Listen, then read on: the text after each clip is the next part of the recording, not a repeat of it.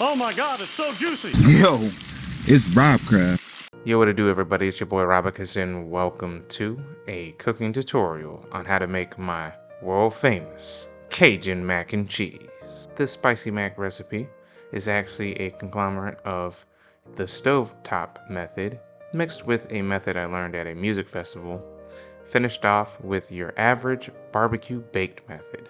You know, with the breadcrumbs on top? That one's alternative though. Alright guys, let's talk ingredients. You're going to need milk, olive oil, breadcrumbs, Lowry seasoning salt with black pepper, crushed red pepper, Tony Chachere's creole seasoning, flour, 1 box of elbow noodles, a stick of salted butter, 1 block of velveeta cheese, 1 pound or 0.45 kilograms for my German viewers or Europeans of shredded sharp cheddar, 1 pound or 0.45 kilograms of shredded pepper jack, and that's basically all you need. This is a fairly simple recipe. To cook it, you're gonna just need some basic stuff like a big pot, a stirring spoon, a strainer for the noodles, that's the little bowl with the holes in it, and a baking pan. That's literally all you need for this. Okay guys, so to start off, you're going to fill your pot with water, just enough to cover the noodles. You're going to put it on the stove. You're going to turn that thing on pretty high, not all the way. You don't want it to get too hot. You're going to throw a little bit of oil in the pot. You're going to mix it around. Then you're going to close the lid and wait until it starts to boil.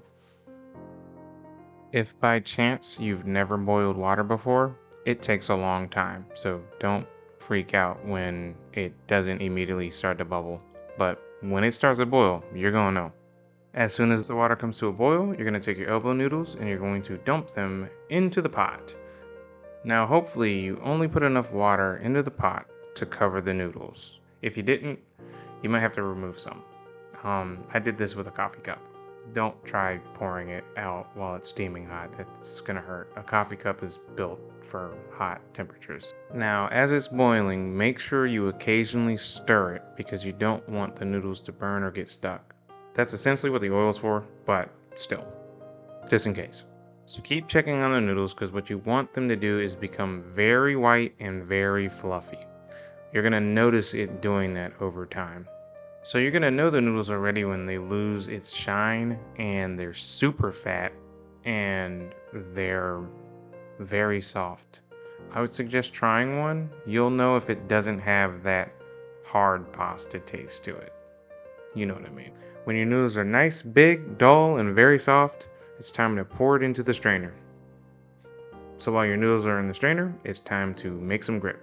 So you're gonna take the pot, bring it back to the stove, you're gonna turn it down a notch, and then you're going to put in 1 whole stick of butter, pour in some milk, throw in some flour, and then shake it down with some Lowry seasoning salt with black pepper. And then you're gonna mix this until it's nice and fluffy. Sometimes you might have to add some milk, and sometimes you might have to add some more flour. It just depends on how it looks. You want it to look a little bit like this. When that's good and ready, we're gonna add 3/4 of a stick of velveeta cheese. Mix this one around until it's nice and fluffy as well. Be sure to add milk if it gets too thick because you don't want anything to burn. And we'll continue to the next step. Toss your noodles in, mix well. Throw in your sharp cheddar cheese, mix well. Throw in your pepper jack cheese, mix well. And if your cheese gets a little too cheesy and everything's a little too thick, be sure to add a little bit more milk. Mix well.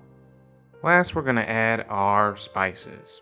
We're gonna start with our crushed red pepper, put in a bunch because trust me, it takes quite a bit to taste. Mix well. Followed by our Tony's creole seasoning, mix well. And lastly, another heaping helping of Lowry's seasoning salt with crushed black pepper. Mix well.